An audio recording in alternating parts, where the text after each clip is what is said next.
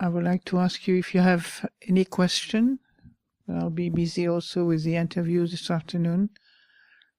Any question about your practice? Any doubts? Anything you'd like to clarify? You're very welcome.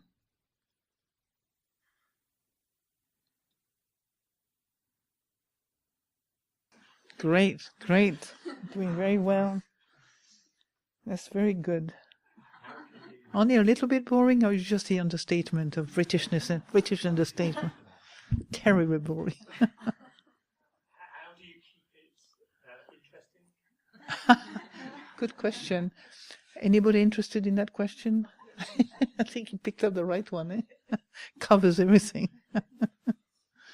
Great.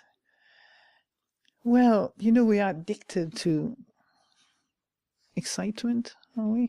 We are addicted to rebirth, to interesting. Even if we don't get reborn in things, we like to think about what we're going to do next, And then you keep being reminded just here and now, nowhere to go, nothing to do, nothing to become, nobody walking. It's like for the chitta, the conditioning of your chitta. It's quite, emotionally, it brings boredom. It's like, we get bored because we lose mindfulness a lot of the time. Because if you did not lose mindfulness, you would be able to be reminded that you are here and during 10 days on your cushion, because you really have a certain idea of what's going to happen in this place, don't you?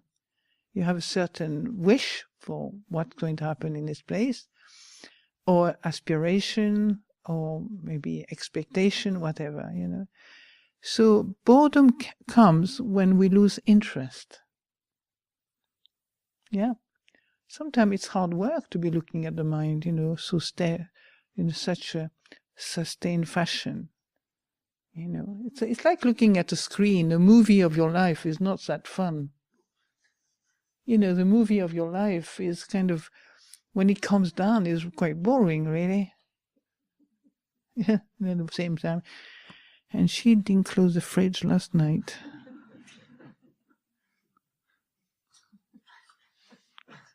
And she didn't close the fridge last night. And then something in yourself had enough of that. So that's a reaction, it's like, please give me stop being so stupid, So boredom is, as I said, somebody remember I said I was an expert on boredom. By this, I mean, I got really interested in finding out what the state of mind was, because I know the theory, boredom is the opposite of excitement and fascination, and and then you get really interested and uplifted and inspired and so on, and then the other side is like, oh God, you get used to it and you get bored. Have you have any partner in your life? Yeah. So didn't you ever get bored? Eh? Yeah.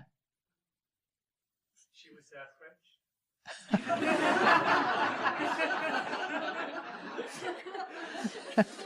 Anyway, obviously it hasn't been a problem for you. But we do get bored easily when after a while we just, we've seen everything and it's boring, And you get bored even with a French person. You get bored with everything. You get bored with everything. It's like slightly kind of blasé, a little bit of blasé feeling. Can't be bothered anymore. It's like, I've seen it all. Boring.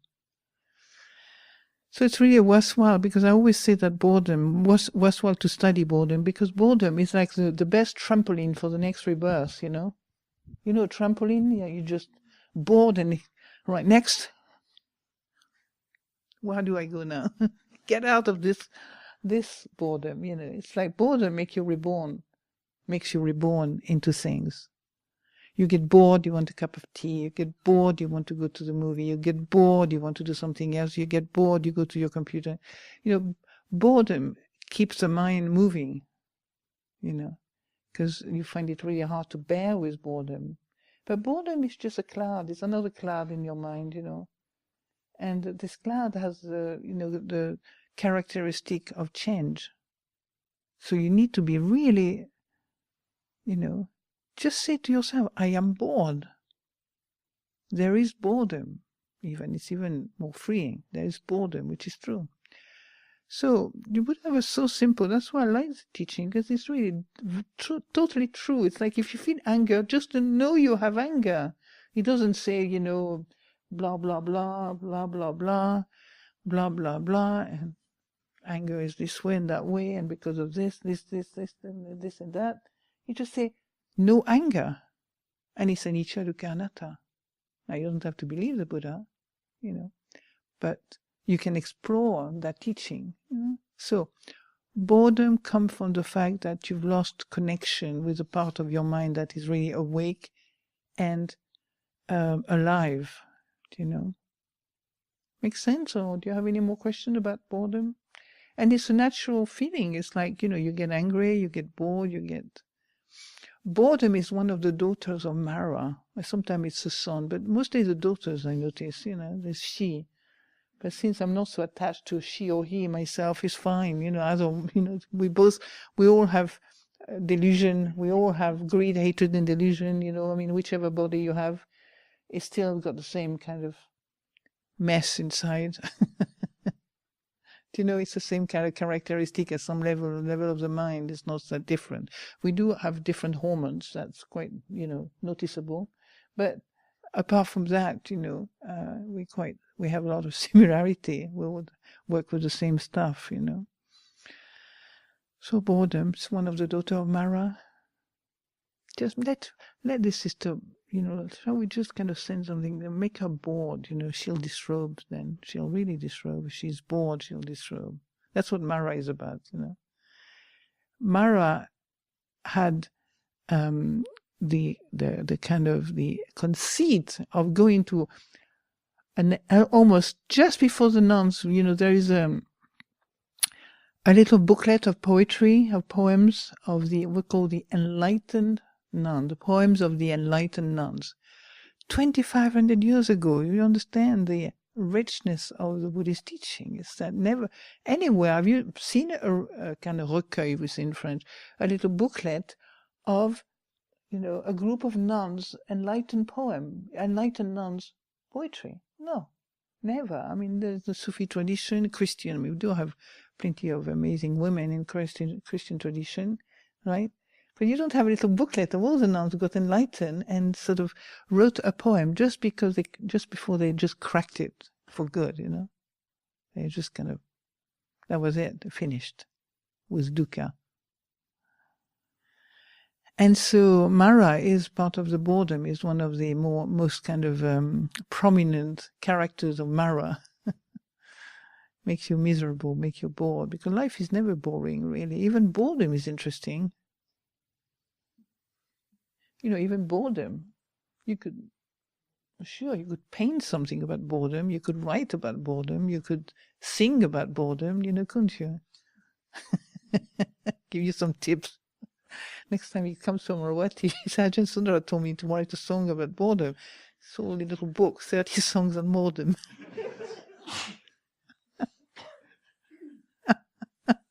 You become famous. Most people write about excitement, it's like, write about boredom. That would be really a hit. I think it will definitely be top of the chart. Because most people are so bored, with life. They will find it fascinating to get a book of poetry on boredom. How about that? Well, I might think about it. Let me think about it. So, but having your question, did you find, is that helpful, or do you want to know a little bit more?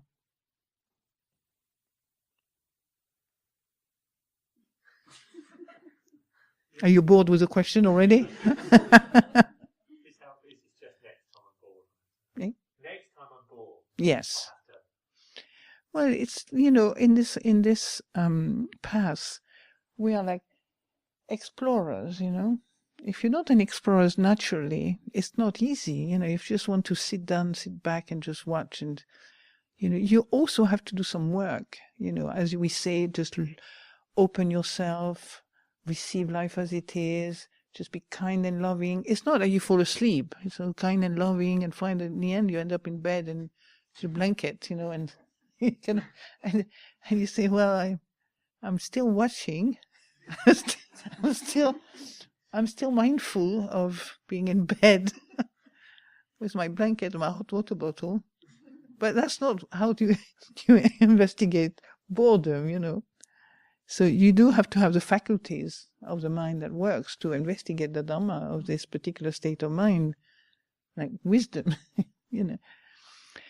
And they work on their own. You don't need to worry. You don't need to kind of make your mind sort of think. But you can ask question. What is boredom, Who is bored? Just poke the mind, because it's really just delusion. Poke it, kind of challenge the mind. Yeah? Challenge the mind. Who is bored? I never find anybody who is bored or anything, but it's boredom, So just a cloud comes and goes. Once you see it changing, it's quite amazing. You're free. That's the beginning of freedom, And then, it also kind of affect the body, boredom, your mind sink and gets tired and gets uninterested. And, you're going down the law of gravity, where everything just go down. You don't rise up. No energy, no effort, etc., etc. Gravity takes its course. And, so we're going against the law of gravity. Most of us want the easy way is going with law of gravity. That's the easy way. You understand? The way of Dhamma, the way of awakening, goes against the law of gravity. You are actually rising up, making effort, putting effort, developing energy, not following your habits, not following your conditioning. So that's a lot of energy is used just to go against the stream of delusion. Now, the more you look at your thought and your feeling and your mood and so on, you realize delusion is not so heavy, but you need to see clearly what to do with it, It's just thought and feeling strung together and so on. But once you've seen them empty for a while, it's not such a big deal. But when you don't yet know the emptiness of this, the lack of substance of those experiences, then you are burdened, It's like you carry a big, heavy rucksack of dukkha there. So next time it comes, just really pay a deep attention. And it's difficult to explain the extension of mindfulness, because you can't really put words in the same way as the experience describe when you see it. It's just like sustained attention, It's a bit like, how can I say? Well, you can see like those big birds, they kind of roar. It's not eagles, but some kind of small eagles, and they kind of rotate around, and you're looking at something I can't see even on my height, So they were seeing something, and as someone they go shoo, they go straight to it, and then eat it. So we don't have to be kind of carnivore, fortunately. We can it can be just absorbed into the power of mindfulness, You notice that as soon as you're mindful of a thought, have you seen how many times it disappears? I struggle with that a lot myself, because I came to a place of fear when I didn't want all my thoughts to disappear. I wanted to have a few around, just because I was so used to have a thinking mind, proliferating mind and so on. I felt, I don't know if I really want an empty mind, really. Do I really want an empty mind? I'm not sure about that. So that was a dilemma, you work with the idea that everything is unsubstantial and, there's no reality to these things. But at the same time, something in you said, well, I like a little bit of my old self there, like that little bit of thought and feelings that I can just feel comfortable. You never think that when you let go of these things, not only you feel more comfortable, but you have a feeling adapted to the here and now, to reality. You're not sort of constantly wrong, constantly out of sync, seeing things that is really pleasant as unpleasant, seeing things that's unpleasant as pleasant. Yeah, that's where we go wrong with the illusion. We get a distorted view. Any other questions? You talked a little bit about meditation on silence. I see that there is a whole book in the sitting room. Can you say just a few words about it? Or? What is a good book? So, silence, meditation on silence. What is the title? Do you remember? Who wrote it? Ajahn who? Sumedo, yes. Oh, I see. The Sound of Silence. Yes. The Sound of Silence. Yes. So it's different than meditation on silence. It's the Sound of Silence. Yeah, that's a good question because people often have never heard of it. So the Sound of Silence is just a high-pitched sound that you can hear when the mind is quiet. And it could be busy with many things. You can learn how to have the capacity to hear this sound even though the mind may be quite busy. In fact, Ajahn Sundara had a goal in mind. He said, I want to know the sound of silence to the point where I can hear it when they are doing, how do you say in English, marteau-piqueur in French? When they have, they go, they kind of holes in the road. How do you call that? Eh? Pneumatic drill? That's right, pneumatic drills. I think something even stronger than that. But he said he wanted to be able to hear the sound of silence. His goal was to be able to have a mind really peaceful when he hear all this kind of powerful noise, So it's not, it's not a big deal. It's just, it's there all the time if you want to hear it, But the trouble is that if you speak too much about it or you start making an object and then you get interested. Me, I was like, I saw, oh, it's divine sign maybe, or what is it, divine, it was not really my way of interpreting much things, but is that what is special sound, because I've still felt myself very special, so if I hear it, it must be a special sound. So Ajahn Sundara would just brush it off completely, just not listen properly. But it's actually a very nice object of meditation. And do you know why? Well, because it is really the only object of meditation that cannot be controlled by I and the body and the mind, It's the only object of meditation that you cannot control. So you dropped it, it's like you just hear it, and the mind is really natural. The body and mind become more natural. When you do the breath, for example, and you haven't let go yet of the breath exercise and so on, you're not in that place where you can see it's unidentified, then you can control it. There's always like saying, oh, I don't like this breath, or no, it's too long, too short, too this, too that, too heavy, too light, frightened, this and that. You can have the mind keeping concocting commentaries on this, In the Sound of Silence, you whatever you think, it's not going to change, It's beyond thought, in a way. It's beyond your thinking mind. I would assume it's beyond the thinking mind because you can hear it. It gets louder as the mind goes, for example, in a silent place, it gets very loud. I had it so loud, I thought I was going to go crazy. I was spending a retreat in Australia, in a bush of Australia. I had to spend 3 months in a little kuti up on a hill, on my own. And I arrived there. And the sound of silence was absolutely maddening, I thought to myself, I'm going crazy this, next day. But interestingly enough, it's just I don't know what happened. You just get used to it, and it was not a problem. It was kind of, manageable. So I would explore it. Just, I'm going to make an experiment, for example, now. Okay? Just close your eyes gently. Close your eyes. And then just listen inwardly.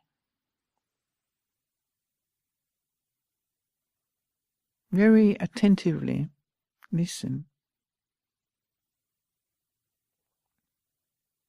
And it's not tinnitus, okay?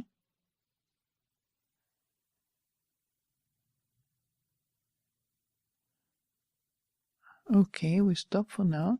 How many of you have heard the high-pitched sound in their mind? Put your hand up a little bit. Yeah. So many people, you can see. So this is an object of meditation. Did you hear it? This is an object of meditation. Simple. It's just a sound object, coming from the, auditive sense door. Right? Just like you use a breath, you use the contact of the body, you can use the sound. It doesn't work for everybody. Sometimes people feel it brings them too much to the mental realm, but you don't have to do anything. Because you hear it up in the head, but really you can actually focus it in another part of the body and you can hear it down the lower back, anywhere. Anyway, you can focus your attention on the sound in different parts of the body. Simple, isn't it? Okay, one more question. Oh, I thought I lost you. I was looking, I said it hasn't come back. Okay. Isn't it just blood flow around the ears? Just what? Is it just the flow of blood in the capillaries around the ears? It could be. It sounds nice, doesn't it? Who knows? I have no idea. But actually, Ajahn Sundara was very interested in the sound of silence because it's not something you find in any of the Theravada Sutta, any of the Buddhist scriptures. So he felt a bit lonely, because he was the only one who could hear the sound of silence, and he didn't talk about it for a long time because he didn't want people to maybe get the wrong end of the stick, So his close friend knew that he was really interested. He was using the sound of silence and he was interested. And so over the years, they brought him books of people who had this experience with the sound of silence. And in fact, there should be there is a book of Ajahn Amaro. I don't know if it might need to be republished or something, but called Inner Listening, and it's all about the sound of silence, and I'm translating. It's been translated into French. So those French-speaking people will have it. It will be available for those who don't know English so well. And so there was two places. One was a man who was quite an extraordinary man, who basically got enlightened by himself, and well, kind of. He worked very hard for it before, but he used the sound of it's called in yoga. It's called the nada sound. Who does yoga here knows the nada sound? Yeah, so it's not unusual. It's familiar in the yoga tradition, and it's also familiar in the I think it's a Sikh tradition, in the Hindu tradition, the Sikh. And because we know some Sikh people who live nearby, Ajahn Sundara wanted to meet their teacher, their elders, And they didn't come. They didn't want to come because in the Sikh tradition, it's a special divine sound that you can hear. For them, it's a divine sound. And to hear it, you have to have a transmission from the masters. So he never met the masters because he was not in the Sikh tradition himself to talk about this sound of silence, which has obviously a very special place in that tradition. So we can think of it as we want, but you can just use it as an object of meditation that's available. Did you hear it? Could you hear it? Yeah, good. Experiment. You can even experiment during this retreat now, with this. And it leaves you alone. It's got a lot of wonderful sides to it, really, because I've, used other meditation objects, but because you cannot control it, the mind really relaxes quite quickly. Do you understand? Something in you cannot really change it. So the mind gives up on trying to control quite quickly. And then you can continue to do your vipassana with that, just with the sound of silence in the background. And that's kind of a reminder, I'm here and now, rather than absorb into something. So you can hear and investigate also, just like you can have the breath in the background and still investigate your mind and body. And by investigate, I just mean being mindful of what's happening in the present moment. Does that make sense? Any more questions about the sound of silence? I think that I've done that by myself. There you go. You're natural kind of thing. Yes. That's great. Well, when There's nothing more. There's nothing more to it than that. What is more to it is doing the vipassana practice with it. Actually using it. That's all. Not a big deal, really. But the biggest deal. I mean, it's not the. The biggest deal is not having all the object of meditation and then the method and know all about it. The biggest thing is actually to do it, as we know, don't we? The hardest thing on the Buddhist path is not having a lack of knowledge, even when you have had the biggest insight, cracked the nut so many times, you dived into, realization and all the rest of it. The hardest thing is to remember to do it. Just like everything. Eh? And maintain it, yeah. Yeah, well, we can't be just be careful when you say these things, because as soon as you say these things, depending on how you do it, your little emotional heart starts getting really stressed out, so just be modest, don't talk too loud about your intention, because their heart feels those thinking thoughts, and then it starts trembling a bit, and the next thing you know, you forget it for 3 weeks, I had a little mantra that came to me, I remember, and it doesn't say it in my mind anymore, but it's an interesting little sentence, I kept thinking the phrase,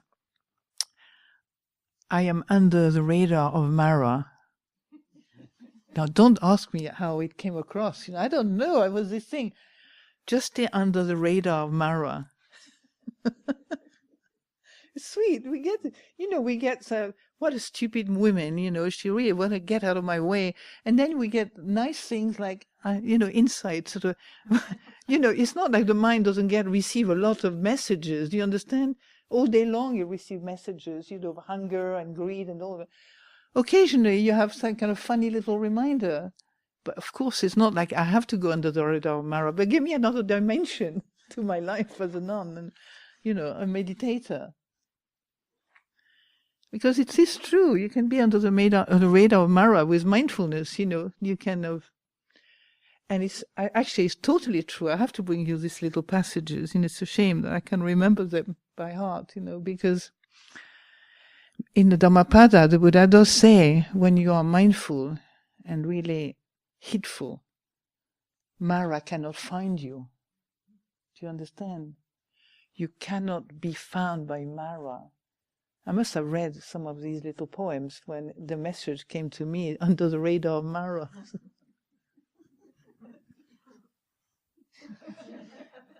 I'm very visual myself, kind of. So I get lots of strong little comic strip in my mind, So it's like Mara is there with a little army, and covering myself and passing through, unseen, unheard, And that's what I was saying to you in a way. When you're under the radar of Mara, don't talk too loud, about your plans, about getting better, because Mara is really on the attack of everything that's good. She wants to destroy it, So just be more normal, just more normal. That makes sense? You like the idea of being under the radar of Mara? Now, if you really, listen, you get these little funny little sort of reminders, So it's 11:10. I could ask you if you have another question. Yes. I wonder if I listen to the voice of silence. Hang on, I've got to adjust. Hang on, you're too far. I'm terribly technicalized. Yes, Sarah. Sorry. I wonder if I listen to the voice of silence, the sound of silence, would that be possible? I will hear more voice, more sound. Greedy one. But because sometimes I will hear more voice, other different voice. You get more what? Sound. Oh, Different sound. sound. I understood something else. It's crazy. How can I get more wise, more sound and more wise? More, well, no, you focus on the sound of silence, you know. What kind of noise do you hear? And different sound will come to me. Really? Well, that's not the sound of silence. What are they? Quite high-pitched sound, or like hammering you, or what sort of sound? Are they loud? Are they low? You know, low tone, high tone, high pitch, high. You know, like the wind, or is a background, and the other sound like low tone. singing. I just ignore the sound. I didn't investigate, but I know this. Are they pleasant? Just like a background. Oh, what? Yes, sound backgrounds. Yeah, they're not pleasant particularly. It's not the sound of the angels, no. Divine sounds, no. Obviously not, you know. Well, I don't know. Maybe it's just your chitta, your mind. Just you know, it's a world, the whole world in ourselves. We don't know what's going to come next, you know. But it's not the sound of silence. I don't think the sound of silence is like a high speech. It's like I can't do it because I can't go so high. Although I did go high once, to my surprise. Have you never anticipate what you can do and can't do? I had a greatest lesson when I thought I will never be a Christian nun because I can't go high pitch like the nuns, the Christian nuns do. You know, I used to do retreat in monasteries, you know, like that. I said, I'll never be able to do that. But because I'm an explorer, I one day actually played with my voice. I just have to laugh still because it was so funny. I played with my voice, and you know, I could actually chant really high pitch. I was frightened because it wasn't me. It was like there was nobody. No, there was no ghost there. It's just my voice was doing something I never heard it before, and it was amazing. And I said, maybe that's how they train themselves. They start, you know, and then you know suddenly they kind of raise their voice little by little. And I'm not going to give you an example because you don't need that. After that, you'll be remembering all afternoon like a ghost sound, you know. But what I mean, I'm just saying this for you. Never give up on your capacity to do things new. Okay? Never. Because for me, to rise to singing, like the Christian nuns, for quite a while, and I was kind of saying, how long is it going to last? You know, is it really happening? Is it really true? Is it me? So, but from what you say, I don't think it's the sound of silence. I mean, I can hear the sound of silence as well. every day. Yeah. But if I focus on the sound, and then I will hear another voice. Well,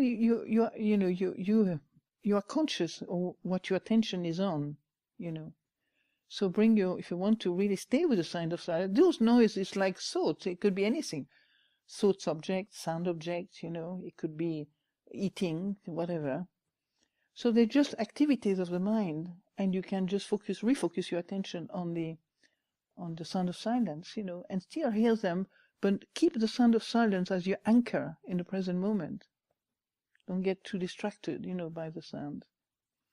That's one thing, if you use the sound of silence, but also the hearing faculty is a great, the object of hearing are fantastic to bring the mind to quiet. Have you probably heard that, experienced that?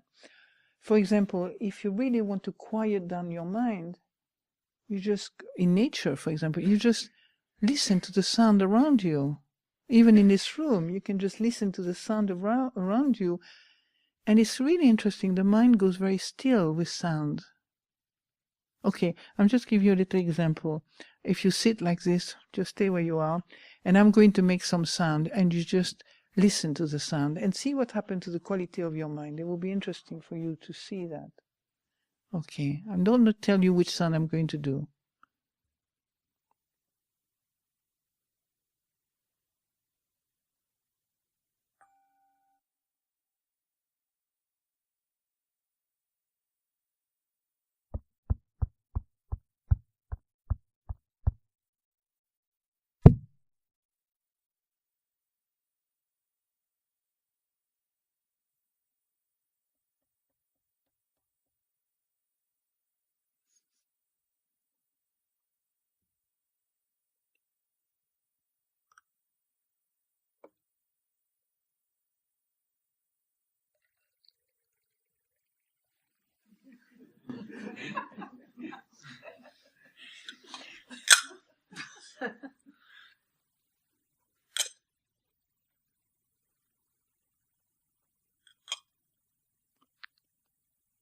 Close your eyes. You can keep on hearing. See what happened to your mind.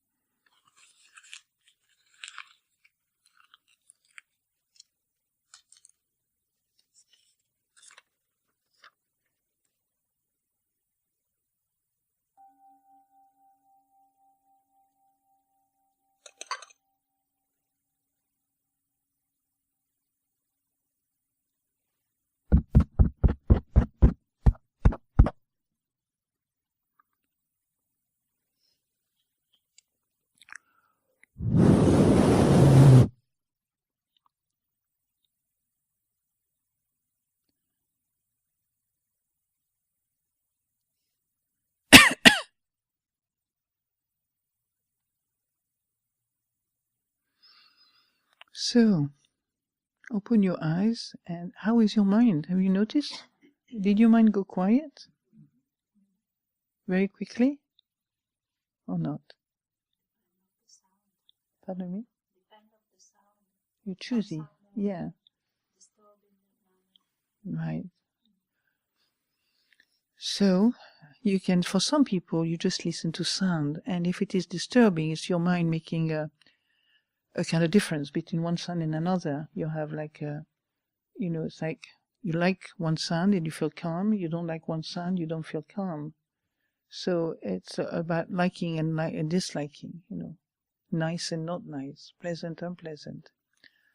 When you come to more equanimity, then you can actually hear each sound and there's no reaction, just hear the sound. So it's not a question of being good or bad.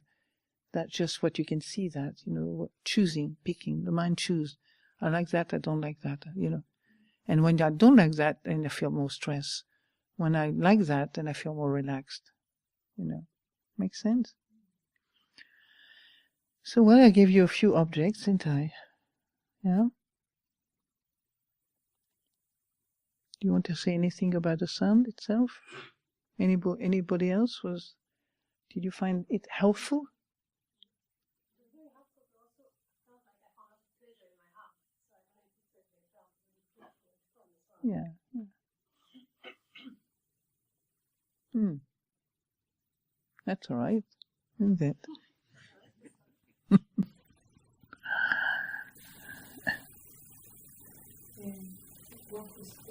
Hold on. Do you think that when we are selecting an object of meditation, is there like a choice? Can it be according to how the body feels, or the mind, or the emotions, or a kind of guidance? It's too complicated. When you do investigation, vipassana investigation, you're completely in a choiceless mode.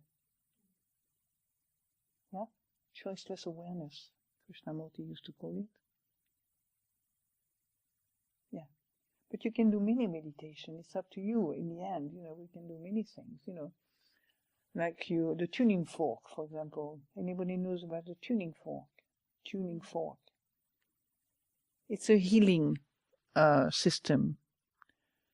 You like the fork that you use to tune a piano or a musical instrument. You tap it and you hear it.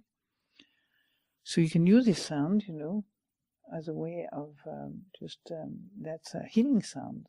Different sound have a healing effect. People I noticed studied in the schools of that, But in meditation, you just use whatever comes to you. And then what you observe is that I don't like, pleasant, unpleasant. Some sound make me feel crappy. Some sound, other sound make me feel really happy. So this is a choiceless observation of things. You just see things as they are and as they come. When you have this choiceless capacity, then you can see your reactions. Do you understand? If you're still not free to look at things in that space of freedom, what happens is you can't see I don't like. Do you understand? Because your feeling and your thoughts and your mental activities will manifest with every object of sensory object. They will manifest in your daily life, in your lay life. You can begin to see some people irritate you, other people make you feel good. You feel really happy and your nervous system feels totally peaceful and calm. Other, you just have to see the color of their hair. You start getting really jumpy. Do you know? I mean, if you have hair. Do you know what I mean? And so you can see how the body-mind are constantly agitated by their reactivity. And that's what means equanimity. It means you're not emotionally equanimous necessarily, but you let things be as they are. And if you lose that equanimity or that capacity to see things as they are with a calm mind, with a quiet awareness, then you're still moving with everything, like I don't like, like yo-yo, So it's important to have this ability to see things in a dispassionate way. That's when you start learning something, as far as I'm concerned, in terms of the path. And Ajahn Sundara taught us a lot to work with this kind of mind, For example, somebody, don't do that to each other, please, don't look at each other, but you could look at somebody, for example, discreetly, of course, you're not gonna, I'm looking at you, you look discreetly and just, notice the effect somebody has on you. It's quite fascinating to observe in yourself. I saw some of the Ajahn teaching now, well known, working a lot like that, You just look and you just examine what's going on in you when you look at a thing, somebody, anything. You can look at how you get affected, what it brings up in you. Sometimes we're very unconscious of that. Because what it brings up in you in the body, it's your mind actually. It's not like something that's not important. It's your mind moving. Do you understand? So you do a lot of meditation looking at the mind. But sometimes you don't realize that the mind is still moving, when you think it's not moving. With the eyes open, for example. You look at something, you look at a tree. Maybe you like it, it's very nice to see the swinging of the wind and the leaves and so on. And then, mind you, anicca goes a crack really quickly after seeing the tree for about 2 minutes. You get bored. Want to do something else, another tree, possibly. A smaller tree. And that was overwhelming, maybe. Yeah? But that's with everything. So that's another way. When you were talking about some sounds are pleasant, or yes, others are not, then you can, you begin to see as you look more carefully that you have a feeling that comes with it, a kind of sense, like a pleasant, unpleasant feeling, yeah? And then if you don't careful that the thoughts are arising, from that contact, And if you're not really mindful and careful, then at some point you have had enough and you walk out of the room, because you can't stand it anymore. I'm not saying you do that, but with that mindfulness, that may be what you might be doing, or anybody here. Because at some point you don't want to be stressed all the time.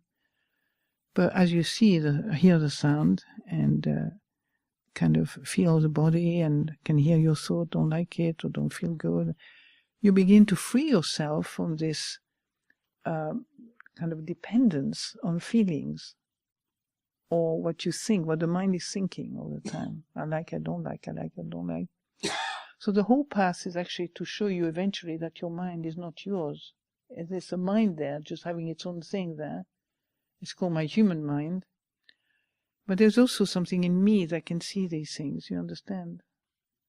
So we can't find anybody. I haven't found anybody by myself. I never really was so interested to find out who is seeing, me. I didn't want to have another object like God, Really boring to have to carry God all the time with me. So I just decided to follow Ajahn Sundara's teaching, the mystery, I like the mystery. Mystery would kind of speak to me because I don't have to think too much about the mystery. It just leaves my mind peaceful. Intellectually speaking, it's not so challenging, but to me it works.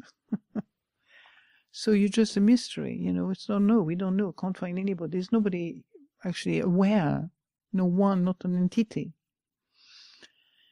But the experience is that you can see what goes on in your mind. So that you can know. So you just take it simply, there is seeing, knowing, and so on. On this word, I'm going to leave you, perhaps walking gently to the next